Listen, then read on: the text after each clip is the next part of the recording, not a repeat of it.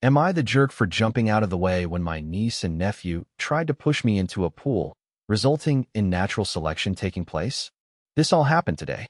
My folks decided to host a barbecue because, I guess, that's what older people do. I declined because I really don't like my two sisters, their husbands, or their kids. My wife and I are child-free. Mom then pressured my wife. Long story short, we went. By the time we arrived, there were about 20 people there. My sisters and their husbands were already solidly buzzed, drunk, really. My mom was spending 100% of her time trying to keep the nieces and nephews, ages 7 to 11, more or less under control. My dad had strategically retreated to the whirlpool section of the pool with a small cooler full of beers. My wife and I made small talk with miscellaneous people, ate food, and had a frozen margarita. My sisters and brothers-in-law took turns criticizing us for being late, not being in our swimsuits, and screwing up the vibe. Whatever, typical suburban summer get-together. About 45 minutes in, two of the kids ran at one of the neighbor guests who was standing next to the pool and pushed her in. She was at the pool steps, stumbled in but didn't fall, so only got half wet. She was clearly very unhappy about it, but she didn't make a scene. She just went over to where the parents were, grabbed their towels, dried herself off, and left. My sisters and their brothers-in-law thought it was all great fun. A bit later, I was standing a few feet away from the pool, chatting with someone. I saw three of the kids running full tilt at me from the corner of my eye. Obviously, I was next. Not that it's terribly difficult to outwit young kids, but I just jumped out of their way at the last second. All three of them ran straight into the pool at full speed. Most of the other guests, including my wife and me, started laughing. But their moms, who as I mentioned were pretty wasted, absolutely freaked out. Apparently, two of the kids couldn't swim, even though they were in swimsuits. Since I wasn't in swim gear, I stepped back from the pool and let other people fish the kids out. The kids were bawling their heads off like they'd lost a limb. At that point, all hell broke loose. The four drunk parents were yelling at everyone in general and me in particular for nearly letting their kids drown, and also because two of the kids had been videoing the trick using their parents' Samsung Galaxy phones, which were now at the bottom of the pool. One of my brothers-in-law got into the pool to try to retrieve the phones, but his BMI and BAC made that impossible. No one else volunteered to help, unsurprisingly, given that my sisters were still complaining at everyone. I told my sisters it was their job to watch their kids, and that if anything had happened to them, it would have been their responsibility, not mine. There were some pretty strong words on both sides. My wife and I left after the other brother-in-law fell over and face-planted while yelling at us. Now they're saying I should have let the little craps knock me into the pool and have their fun and ruin my phone. So was I wrong here? Side note, Dad, of course, never got out of the whirlpool. Update, 1 month later. First off, my folks tell me that my nieces and nephews are all good swimmers and that they use the pool all the time. The 7-year-old is still a beginner, but he loves the water. My sister just said they couldn't swim, so I'd look bad. To be fair, none of the kids are allowed in the deep end, which is where they fell in. It was the two 10-year-olds and the 9-year-old who tried to push me into the pool. After we left, the party ended on a pretty sour note. My drunk brother-in-law who face-planted while yelling at me had to go to an urgent care clinic to get his face stitched up. He was too toasted to drive, so Dad took him. Dad was very unhappy about this. Late that evening, my sister started a group chat on iMessage and said some really nasty crap. Their husbands threw in a few comments as well. My wife and I blocked the four of them. My mom called me. She was pretty upset about what they said. She and Dad were in the chat, and I don't blame her. Because of the texts, my folks insisted my sisters and brothers-in-law come over the next day, Sunday, without their kids, to get some things straight and lay down some ground rules, Mom's wording. The result was a contrite, if unenthusiastic, apology from the siblings via my mom's phone. I'm glad my wife was with me when they called. Her hard stare kept me from saying what I wanted to. I just told them thanks and that we felt no need to discuss it further. Since I thought things were settled, I unblocked them that evening. I got a text from one of the brothers-in-law telling me the phones cost $1,200 and asking when I'd be paying for them. WTF? I replied, never. Took a screenshot of his text and forwarded it to my folks with a note that we were done with this nonsense. We're going no contact with my sisters and their spouses and would not attend any more holidays or get-togethers if they'd be present. Then I blocked my sisters and their spouses again. At that point, Crap really hit the fan. Dad called them and ripped them a new one. Among other things, he told them the grandkids were not welcome at his place indefinitely. Since my mom regularly provides free babysitting, that got them pretty rattled. He also banned them from using the vacation house and told them my wife and I actually own it, not he and mom. This completely freaked them out. Both of my sister's families used the place a lot, including having their friends up for weekend getaways. This was very much out of character for my folks. They clearly had it. And for reference, I never wanted my sisters to know we owned the place. We bought it for my folks. They'd always wanted a place in the mountains. Keeping the ownership quiet was just a way to avoid drama with my siblings. A couple of days later, my sisters and their husbands came to our place unannounced to apologize in person. We were out to dinner at a local steakhouse, and they left a note. One sister also called me at work, but I sent her to voicemail. We've decided being no contact is the best thing for the indefinite future and haven't interacted with them for the last 3+ weeks. Personally, I'm done. They can go pound sand. Second update, 9 days later. Well, it's been an interesting few days. I thought crap had hit the fan before, but that was more of a fart compared to what's happened this week. For this to make sense, I need to provide some financial context. My folks have never been any good at saving money. I've been doing their taxes for years, so I know pretty much everything about their finances. Their house is paid for, and they have minimal debt, but they didn't save much for retirement. Both of them get Social Security, my dad gets a solid pension, and they have a bit of savings, but there's no treasure chest in the basement. I bought their current Honda CR-V for them after they retired as a retirement present, so they could have something nice to drive. It was the first car in probably 20 years they didn't lease. My sisters are convinced our parents are dripping with money and that they'll be leaving everything to the two of them since I don't need more money. So they've never cared about saving either. Turns out my oldest sister and her husband, they have 3 kids, have been living beyond their means for some time and are in financial straits. They've maxed out their credit cards and are behind on their car leases to the point that one is about to get repossessed. He bragged in the past about making X amount per year, but it turns out to be about half that. She confessed all this to mom on Tuesday because they need a loan and this was a WTF moment for mom and dad. For the last 3 years, instead of staying at the vacation house regularly, she's actually been renting it out once a month or so and pocketing the cash. We're talking $2,000 plus for a weekend and at least $4,000 for a week. With her being cut off from using the place, she's had to cancel one group already. She's now worried they'll lose everything. My folks aren't in any position to give them a loan. My other sister was aware of her renting out the place, but, of course, never said anything. I suspect she's done the same thing as well because I went up there once to drop off a 4-wheeler I'd worked on. And there was a family there who claimed to be staying there with my sister/her family and that they'd gone to town for something. At the time, I let it go. I figured she'd loan out the house to some friends, but I've always wondered. I found all this out through my folks, who are pretty stressed about it, mom more than dad. He's mainly just pissed off about it all. I know dad feels betrayed, and I imagine he's embarrassed that he's in no position to help his daughter out. He did reiterate that as long as it's up to him, the girls won't be using the vacation home anytime soon. My folks let me know what's going on because they figured my sisters would put a full court press on me next, and they were right. On Thursday, my sisters came to our place again, without their husbands this time, and waited outside the door until I got home. I had to choose between fighting with them in public, letting them make a scene if I went in without them, or letting them in. So I let them in. I got a BS story from my older sister, with the younger one backing her up, regarding why I needed to let them use the mountain place again immediately. They also said I've been a crappy brother and that I needed to step up and plan on paying for their kids' university tuition since that's what family does.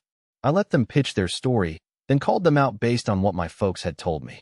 Things went sideways from there. There was denial, crying, cursing, yelling, you name it. I swear my ears are still ringing 2 days later. I won't lie, I said some really mean and crappy things to them, but nothing that wasn't true. They finally left after about an hour. After that, I took a shower and laid down. When I got up, my wife was home, and her first words were that she'd had to block more phone numbers because my sisters were blowing up our phones from new ones. My folks messaged me yesterday asking me to call. I'm sure my sisters have told them some BS version of what happened, but I'm not up to rehashing it yet. I'm usually a pretty energetic person, but this drama has me beaten down. I had just enough energy today to drive up to the vacation house and padlock the entrance gate shut. I'm the only one with a key. I'm guessing it will be enough to ensure my siblings leave the place alone. They probably died trying to walk 400 yards uphill to get to the house. Third update, 2.5 weeks later. Yet another update regarding the chaos that is my extended family. I thought it might be time, given everything that's happened over the past 2 weeks. After my sisters came to my place, my mom and dad told me they were done managing the vacation home. It sounded like the sisters had been pressuring them to let them use the place again. Basically, my folks handed the responsibility for the place over to me and told me it was my problem from here on out. Up until then, they'd kept track of who would be using it and had taken care of routine maintenance, replacing worn-out items, etc. In any case, they decided they didn't want to be in the middle of all this drama. While I don't blame them, I'm disappointed because the damn place was supposed to be something for them to enjoy and hang out in, and they used it regularly. Plus, I've never cared that they let my sisters and their families use it, because, really, I've always thought that was my parents' call, even though I technically own it. But now my folks are going to be in the position of not having access without me being involved, and that changes the whole dynamic of the place. I've taken several steps to secure the property. I already mentioned that I locked the gate. It now has a heavy-duty chain and the best lock I could find. I also did a full reset on all the door keypads and created all new codes. A Ring security camera system was installed yesterday, which is actually pretty cool because the installer convinced me to put a high-resolution one that looks out over the valley. The system cost me way more than I thought it would, but the peace of mind is worth it.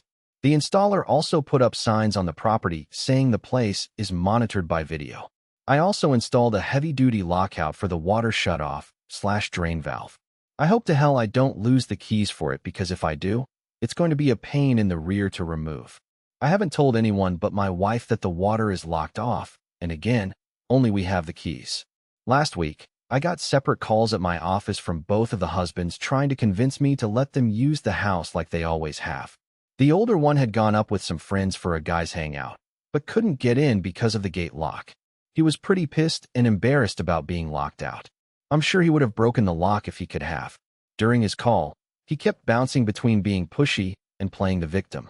At one point, he threatened to rip that gate out of the goddamn ground. He also admitted they'd been renting it out to a few friends, said they needed the money, claimed I was ruining their business, and even said I should refund their guests' money. Me? F that. I should have recorded the conversation with him, but I don't know how to do that from an office phone. Anyway, the other brother-in-law just sounded like he was being made to call by my sister. He didn't really put up a fight when I told him not to plan on ever using the place again. In any case, I told them they can't use the place and not to ask again. At this point, I'm considering selling the vacation home. My wife and I won't use it enough to justify keeping it. And it's not like there's going to be any family get-togethers there anytime soon. I mentioned selling it to my folks, and their response was pretty much whatever. I'd more than double my money by selling it. The place consists of 3 lots with gorgeous views and is at the end of a private road, but I'll probably wait a while to sell. Doing so now would be an emotional decision. My sisters and I aren't currently speaking, and I have no plans to initiate contact.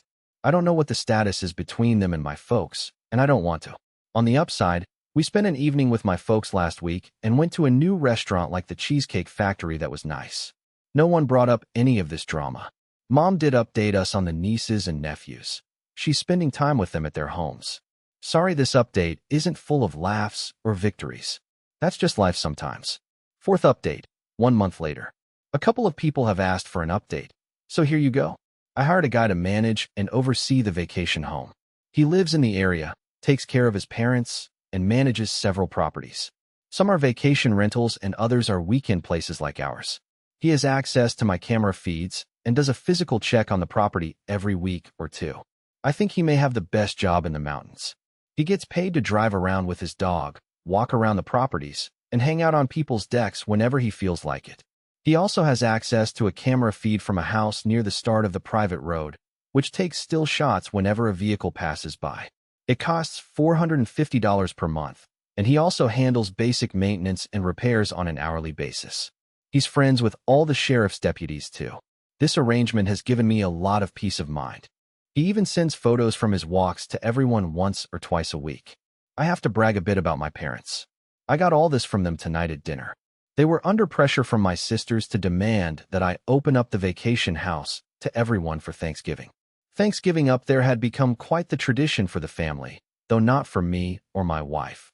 We've only gone once in 7 years. My dad refused to bother me about it because he knew I'd say no. Instead, they came up with what I think is a great plan. They announced that they were organizing the Thanksgiving gathering, and if everyone split the cost in advance, they'd rent an Airbnb in the mountains. Otherwise, they'd host Thanksgiving at their place, or one of the sisters could host it. This caused a fight between the sisters because the middle sister was all for the Airbnb idea, but the oldest one doesn't have any money. The deadline to commit to the Airbnb has passed, so it looks like Thanksgiving will be at my parents' place. Regardless, we won't be there. My parents have asked that we not sell the vacation house for now. They've decided they'd still like to use it occasionally, but not until my sisters have come to terms with the new normal. And of course, they'd probably like it if everyone could gather there again down the road, but that's just not going to happen. I'd just as soon sell it and move on at this point, but I can live with keeping it if my parents use it now and then. Plus, it will likely be worth even more in the future. My wife and I have remained no contact with my sisters and their husbands. Both sisters have called from new numbers and left messages insisting that I meet with them for our parents' sake to work out how everyone can use the family vacation home. They've called my wife too. I'm glad I already had the habit of not answering calls from numbers I don't recognize. I honestly don't know if they're delusional or if they think they can bully me into giving them access again. I don't really care. My parents tell me that the oldest sister and her husband are getting out of the leases for their Chevrolet Tahoe SUV and Ford F-250 pickup truck and are selling their personal watercraft, PWCs, and some other things they've never needed. That's going to be really hard on her. She's quite the braggart and won't like being seen in something older, smaller, or cheaper. My brother-in-law's identity is very much tied to his truck as well. He even has a small tattoo of the truck company's logo.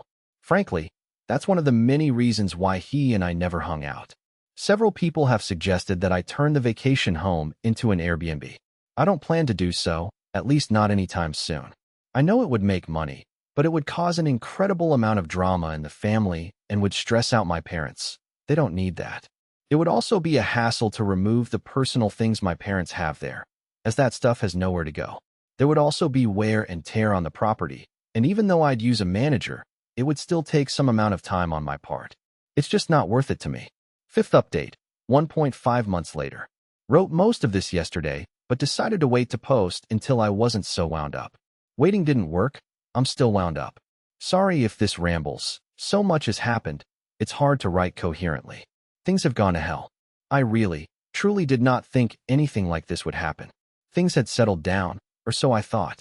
I haven't seen or heard from my sisters in over 6 weeks. My parents went up to the house for a week and had a good time. David, the property manager I hired, has been great. He's done a couple of repairs I asked for, and I've given him a list he's working on. He usually sends photos of wildlife or sunsets to his clients every week, which was kind of making me want to get up there. On the Friday after Thanksgiving, my brothers-in-law went to my vacation home. They used an angle grinder to cut through the chain on the driveway gate, damaging the gate in the process. They tried to get in through the front door, ruining the lock set and gouging the door badly. They finally got in through the utility floor door and a locked internal door. They also broke into the barn, I'm not sure why. When they went out through the front door, they were met by sheriff's deputies and David.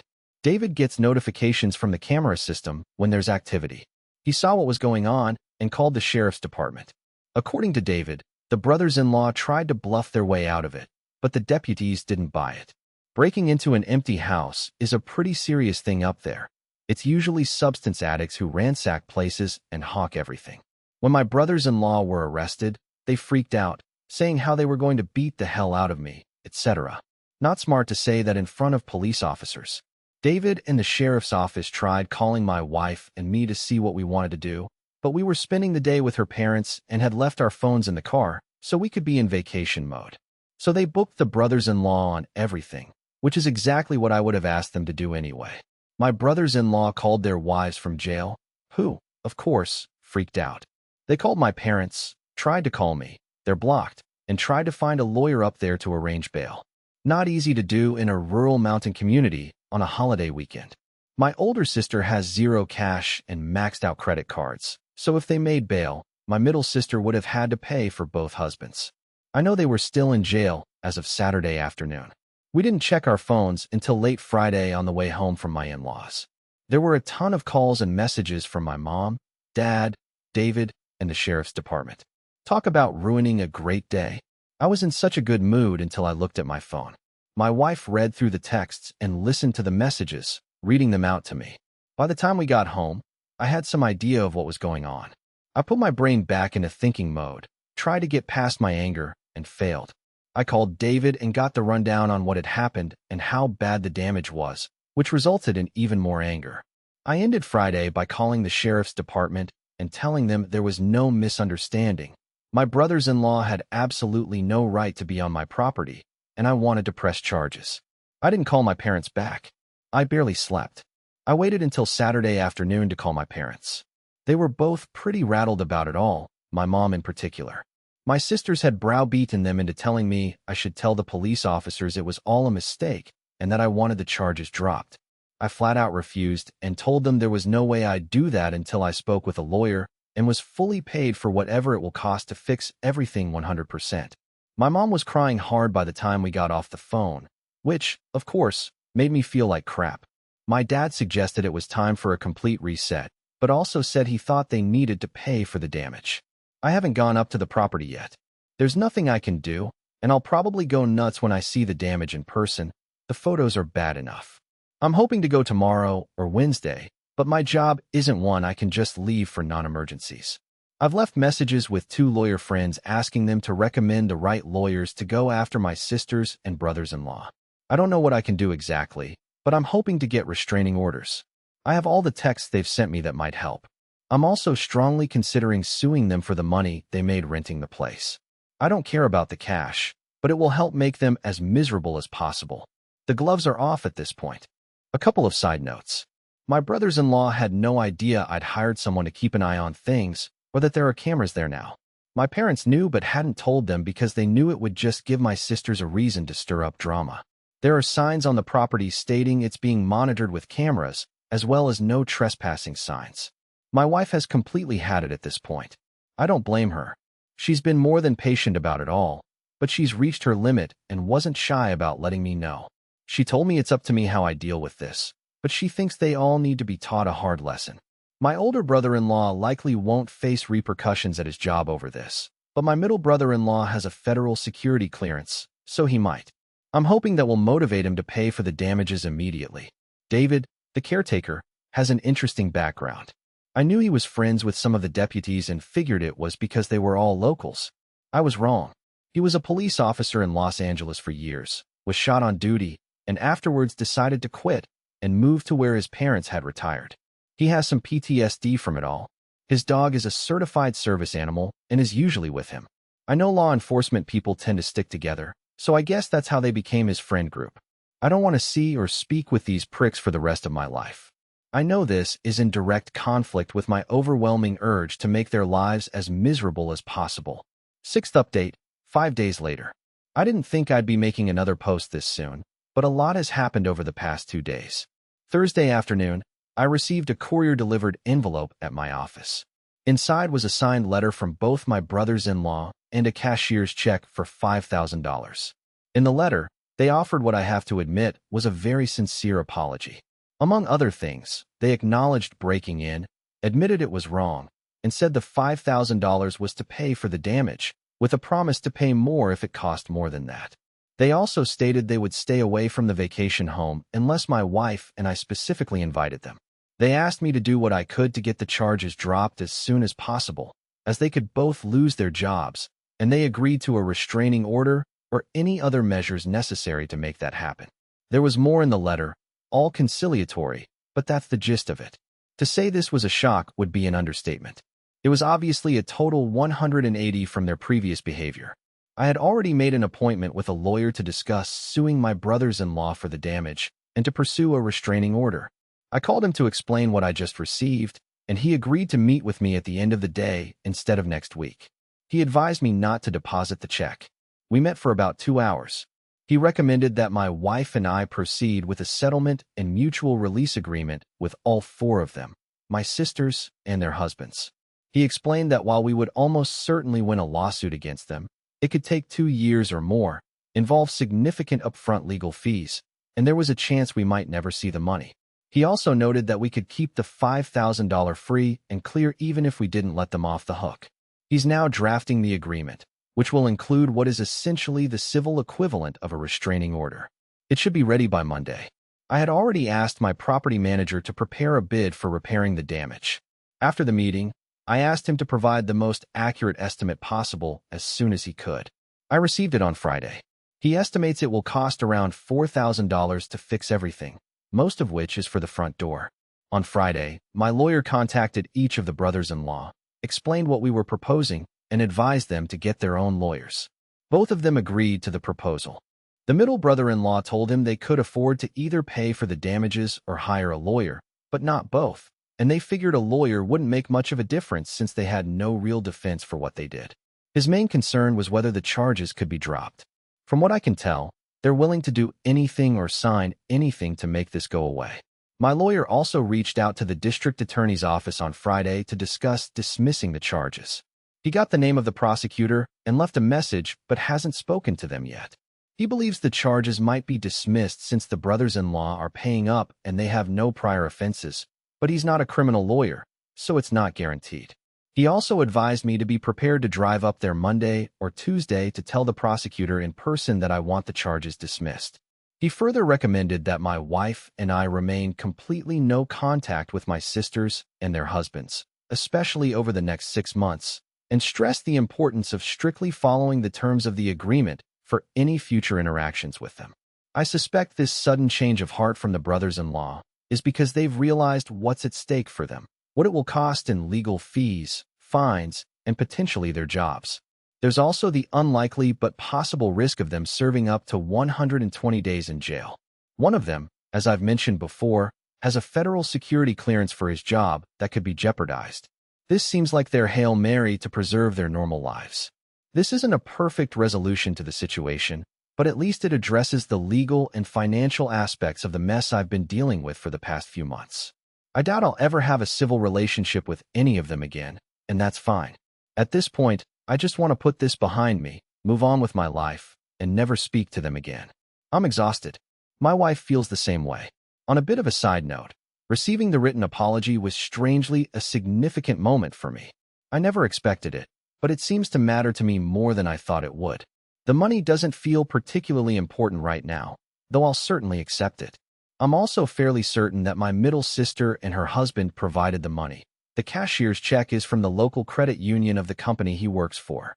Once everything is signed, I plan to make one final update, likely just an edit to this post. I apologize if this comes across as overly detailed.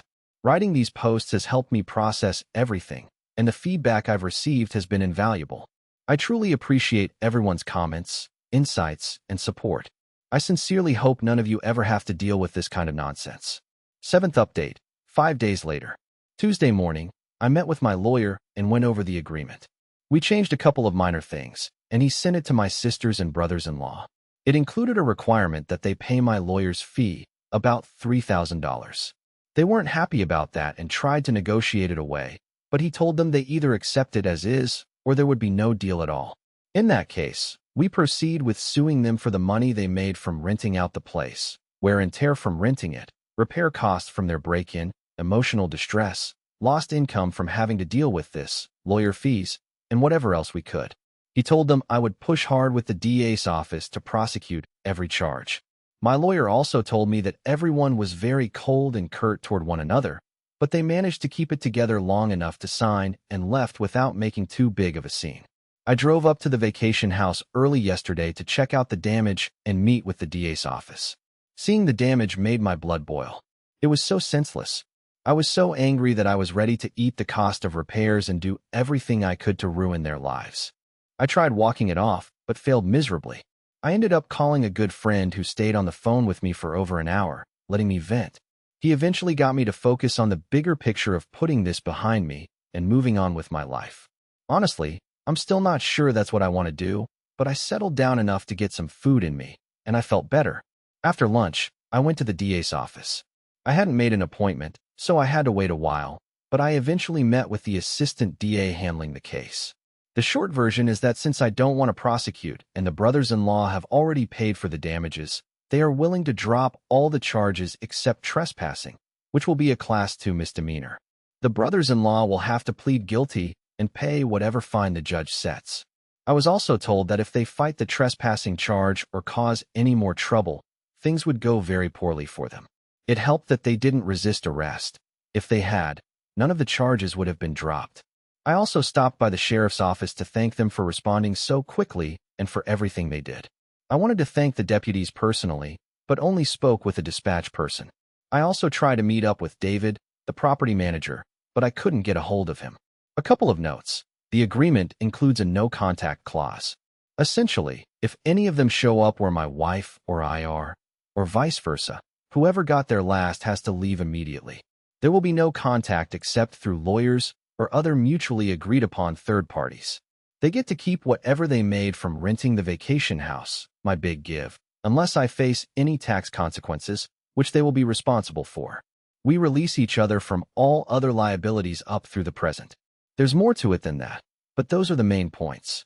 My wife and I will sign the agreement later today.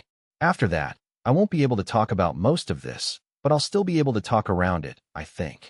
This will be my final update regarding all this nonsense, but I'll respond to comments if I can. As I've said before, posting about all of this and reading people's thoughts and responses has been really helpful. It's probably been key to my handling this in a relatively healthy way. So thank you all again. 8th update, 3.5 months later. Thought it would be worth an update for anyone who's interested. Unsurprisingly, my oldest sister and brother-in-law have filed for Chapter 7 bankruptcy. While I don't care about what happens to them financially or otherwise, they've also managed to drag my parents into their mess, which I'm not happy about. At the start of the year, my brother-in-law's oversized, customized, Pride and Joy Ford F-250 pickup truck was repossessed.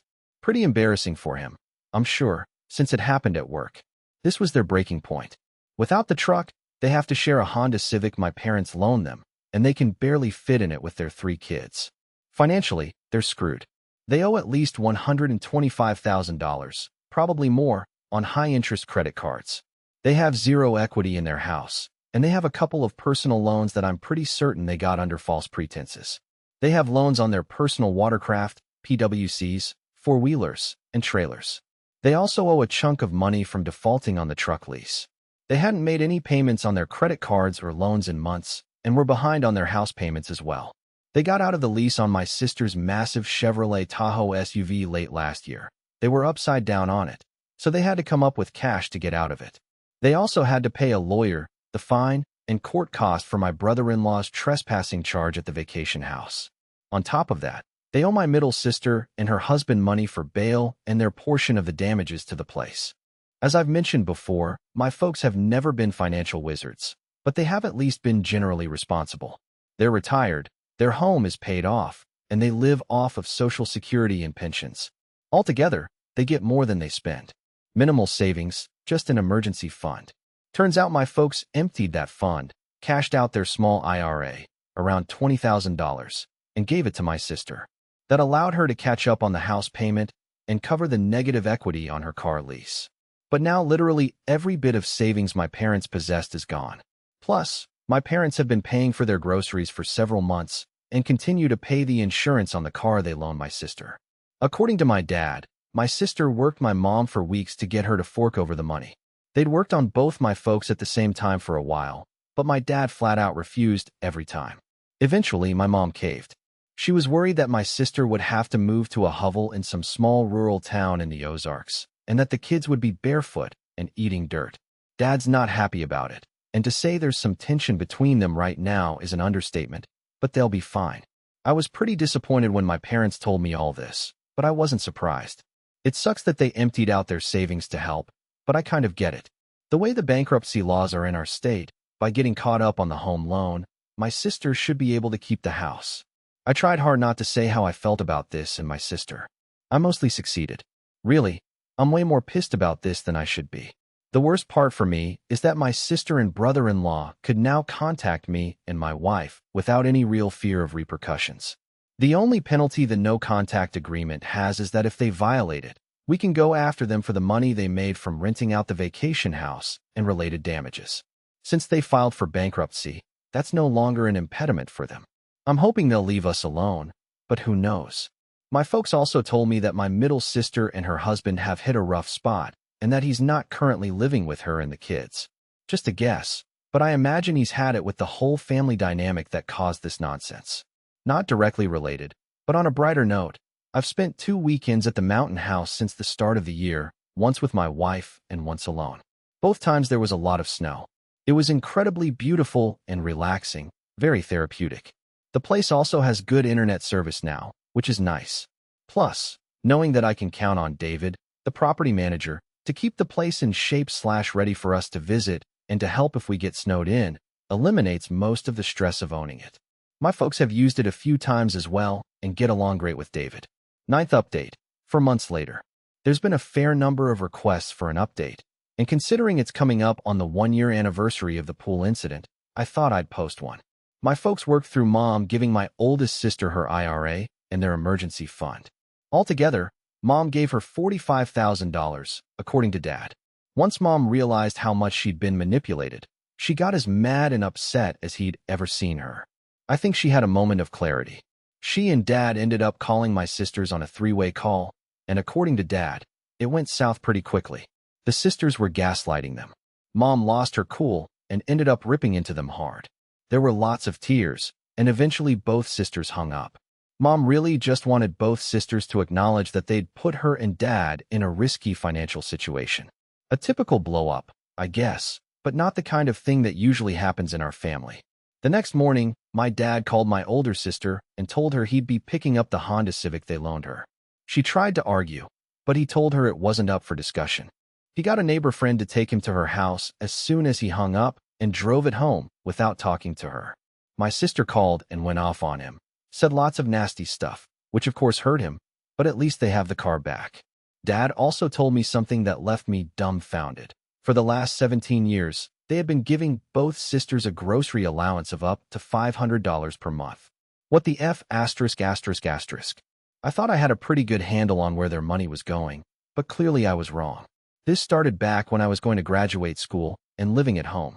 My sisters asked for the money because they thought it wasn't fair that I was living at home rent-free, and then it just never ended. In any case, my parents cut them off. Unsurprisingly, my sisters weren't happy about it. Who the hell gets an allowance from their parents when they're in their 40s? Because of all this, my folks and sisters quit talking for a while. I don't know if they've resolved everything, but they appear to be on speaking terms again, though my folks aren't having them or the kids over. I'm in don't ask mode. It's their business. My folks are using the vacation home fairly regularly. Currently, they're there for a 2-week stay and will probably make it 3. Unfortunately, my wife and I haven't spent any time there lately, other than me having made a couple of day trips to check on it and drop off some supplies. The property manager I hired, David, is still taking good care of the place. Side notes. My middle sister told my mom that the oldest sister had been making over $6,000 per month renting the house out, and that it had been going on for nearly 3 years. I'm pretty certain she didn't declare the income, so that's like grossing $8,000 to $9,000 per month. I will forever find that galling. My oldest sister and brother-in-law still have their house. My lawyer checked up on their bankruptcy case. The court converted it from Chapter 7 to Chapter 13, which I believe means they have to pay back a lot more of their debts.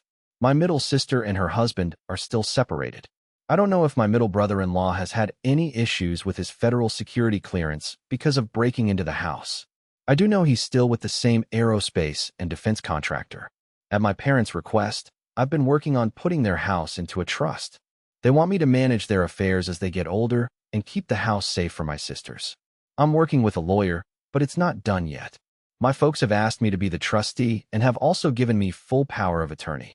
The best part about the last few months is that my sisters/brothers-in-law have left us alone and have stayed away from the vacation home. My wife and I are really happy to be back to our normal lives. Hope everyone else's lives are going great. 10th update. 5 months later. Some folks have asked for an update, so here you go. In August, my lawyer informed me that he'd received a letter from my middle brother-in-law. This was the first contact from any of my sisters or their husbands since they'd been arrested. It was a long letter containing a sincere apology and a lot of information he thought I should know. The biggest revelation was that he and my sister are divorced, not just separated. He moved out and filed for divorce right after we made the settlement agreement. He and my middle sister kept it quiet until it was finalized. Their house sold in June, and she has since moved into an apartment. He explained that being arrested last year, along with my other brother-in-law, for breaking into the vacation house could have cost him his job and ruined his career, which became a huge moment of clarity for him. He shared that the dynamic between the four of them, my sisters, him, and my oldest sister's husband, had become totally toxic. He said they are all borderline alcoholics or worse, and he needed to get away from that environment. He no longer speaks to my oldest sister or her husband.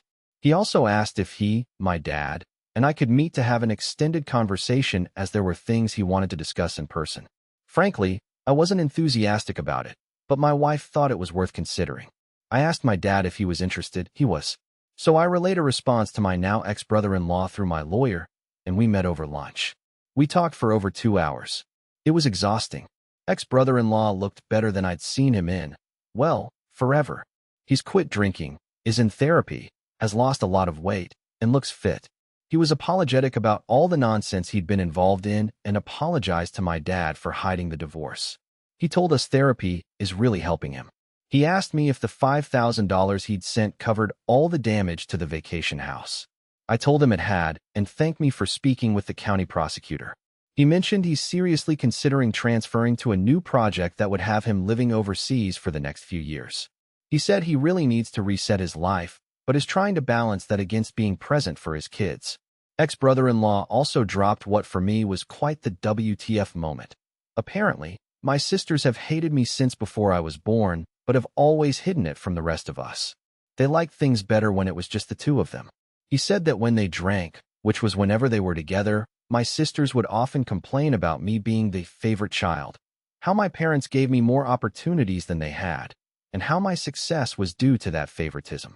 They believed I didn't deserve my accomplishments. None of this made any sense to me or my dad. All three of us went to the same local public schools, worked part-time jobs, etc. My parents paid for 100% of their university, not mine, because I got a full scholarship. I was pretty shocked by this, but my dad was literally speechless. Eventually, Dad said he had no idea they felt that way as kids, and that he and Mom had never favored any of us. He's still struggling to process this. Personally, I'm embarrassed that I was clueless about it all my life, but it does explain a lot. Ex-brother-in-law warned us that my sisters and the remaining brother-in-law plan to put on a full-court press to alienate my parents from my wife and me. They also intend to withhold the grandkids from my parents as leverage. He said they're still 1,000% convinced that my parents are sitting on a ton of money, and they want some of it ASAP. They believe I'd stop my parents from giving them anything. That made my dad laugh because he and Mom simply don't have any real money other than their house, of course. Ex-brother-in-law also admitted that he and my middle sister had rented out the vacation house a total of 6 times over the years. He offered to pay me what they had made, but I declined and told him it was in the past. He also shared that my oldest sister and her husband had never declared the rental income to the IRS. He did because he didn't want to get into trouble. Both my dad and I spoke with ex-brother-in-law separately for a few minutes. I don't know what they discussed. I thanked him for his apology and for making things right financially. I also wished him well and told him I'd be open to talking again in the future. That said, I don't think it's likely to happen. I probably could have been more forgiving, but I think he appreciated my honesty about how all this has affected my wife and me. There was more, but it's less important, and this is already too long. After ex-brother-in-law left, I asked my dad if he, Mom, and I could sit down to talk about everything. I didn't mean immediately, but that's how he took it. He called Mom to let her know I was coming over, so I rolled with it. Mom was pretty hurt by my sister's plans to ruin her and Dad's relationship with my wife and me and to use the grandkids as pawns. She cried a lot and wanted to confront them immediately, but Dad convinced her to hold off for now. Mom was also dumbfounded by the idea that I was supposedly the favorite child. She felt they were actually stricter with me since I had a hard curfew and my sisters didn't. To be honest, I barely remember that, It was 25 years ago. My middle sister eventually told our parents about her divorce. She's currently living off child support and her share of the home sale. Supposedly, she's trying to find a job. My parents have gone low contact with both sisters. I have no idea how permanent that will be, but Mom seems completely done with them for the foreseeable future. My parents have been spending a lot of time at the vacation house, and were up there for over a month at one point. Ex-brother-in-law found my Reddit posts. He's not thrilled about them, but feels they're mostly accurate, though obviously slanted toward my point of view. He disagreed with my characterization of him as boring, but added that he finds me boring too. I can live with that. Our worlds don't overlap much except for my sister. We got the trust set up for my parents' house, and I'm the trustee. All of this has been emotionally draining for me. I decided to start seeing a therapist again. I've seen one in the past for stress-related issues. I've been going for a while now, and it's definitely helpful. My therapist believes my decision to stay no contact with my siblings is healthy for now, but encourages me to keep an open mind for the future. Merry Christmas to you all.